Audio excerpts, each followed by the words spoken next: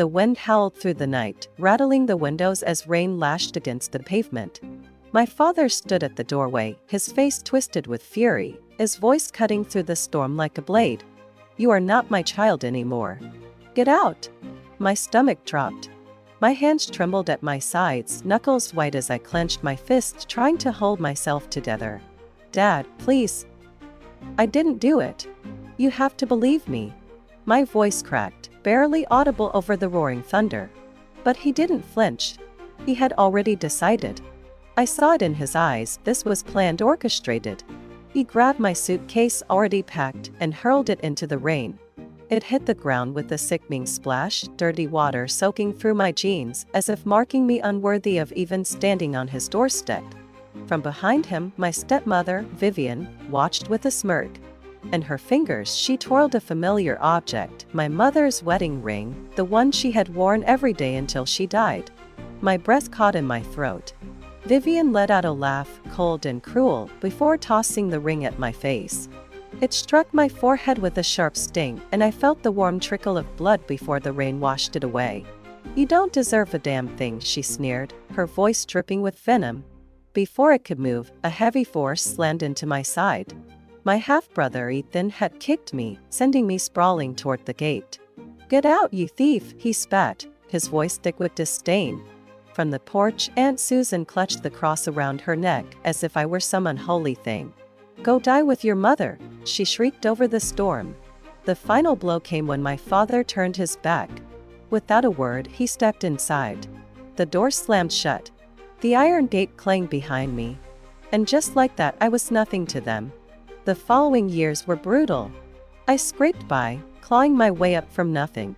I slept in bus stations, survived on stale diner food, worked 2, sometimes 3 jobs just to keep a roof over my head. I endured every humiliation, every sneer from customers who saw me as less than them, every cold night where I wondered if I would make it to morning. But I never gave up. And then I met Jack.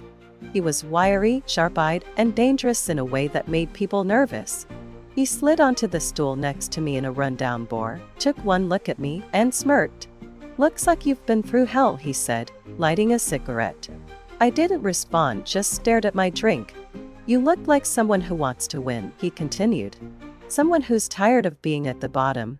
I finally looked up. "I can show you how." I had nothing left to lose. So I listened. Jack taught me the game, stocks, investments, finding the patterns in chaos. We spent months working in libraries using their free computers, studying the market until my vision blurred. I started small, betting on failing companies no one believed in. And then I won. Again. And again. Soon, I wasn't waiting tables anymore. I wasn't living in a roach-infested apartment. I had an office, a name that people respected, money in places they'd never see coming. And after 10 years I was ready. They thought I was gone. They were about to learn just how wrong they were. I started with Susan. She was superstitious, terrified of omens and ghosts. I fed that fear. Mysterious notes appeared on her doorstep, red ink scrawled in eerie messages. Phone calls in the dead of night, a whisper on the other end, "Can you hear her?" She cracked within weeks. She locked herself inside her house, stopped answering calls. Then one day she vanished, checked herself into a psychiatric ward, muttering about curses and spirits. One down. Then came Ethan. He had taken over the company, living like a king. What he didn't know was that I had been buying shares, small amounts, under different names until I owned more than he did. The day I walked into the boardroom, his face drained of color. I took my seat at the head of the table. "I moved to remove Ethan Carter as CEO," I said calmly. Silence. "Who the hell do you think you are?" Ethan roared, slamming his fists on the table. I leaned back in my chair, meeting his glare with a cold smile. "I'm the nightmare you created." The vote passed. Ethan was out.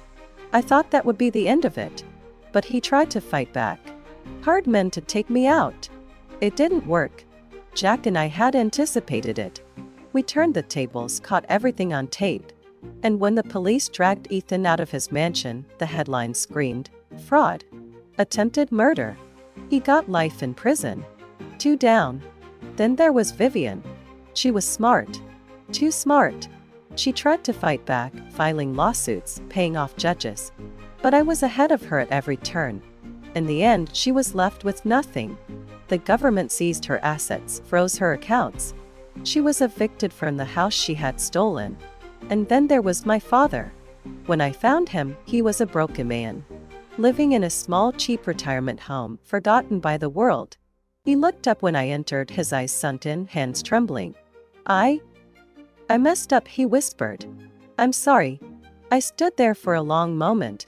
Then without a word, I dropped the check on the table, enough for him to live comfortably, but nothing more. Take care of yourself, I said, turning for the door. Please don't go. But I already had. Jack was waiting outside, leaning against the car. That's it then? I nodded.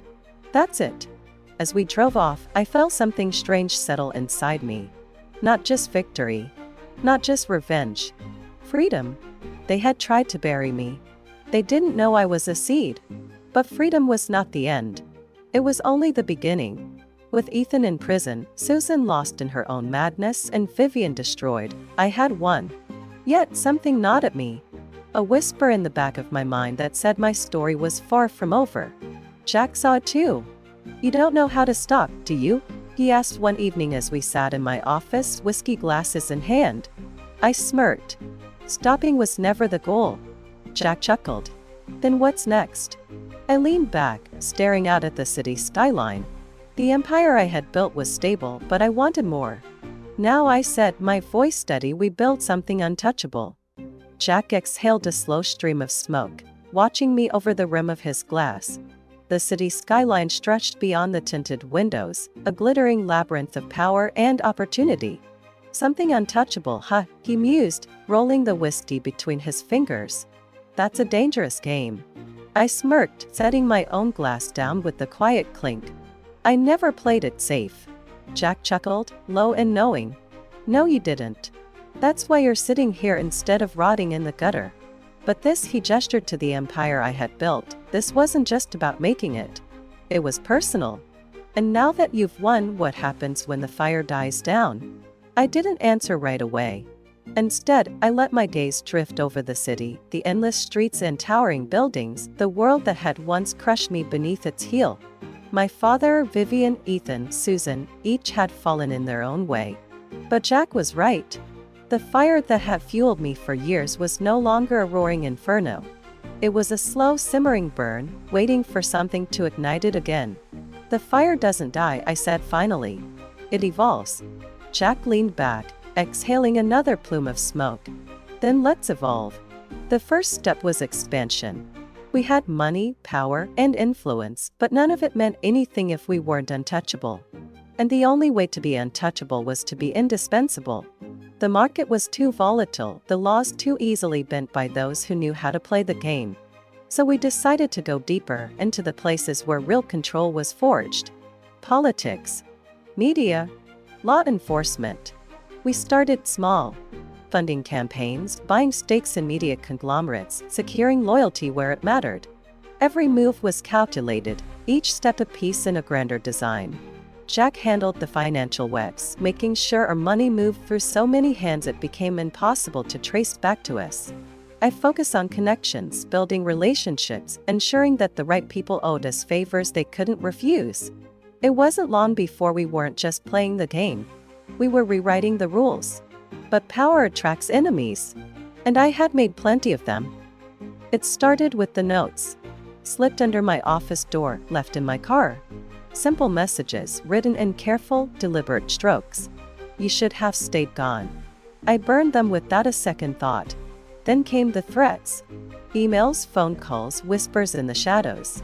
A car followed me home one night, its headlights a steady presence in my rearview mirror. I let them get close before taking a sudden turn into an alleyway. The car hesitated a moment too long, and by the time they followed, I was already waiting, gun drawn, the muzzle cold against the driver's temple. Next time, I had whispered, my voice calm and steady, don't hesitate. The driver, some low-level enforcer, had paled, nodding frantically. I let him go, knowing full well he'd carry my message back to whoever sent him. Jack wasn't pleased. You should have put a bullet in him. And send a message that I'm scared? No. I want them to wonder. I want them to think twice before coming at me again. Jack sighed, rubbing a hand down his face. Just don't get sentimental. You hesitate, you die? I nodded, but something about this felt different. This wasn't some petty revenge scheme. This was calculated.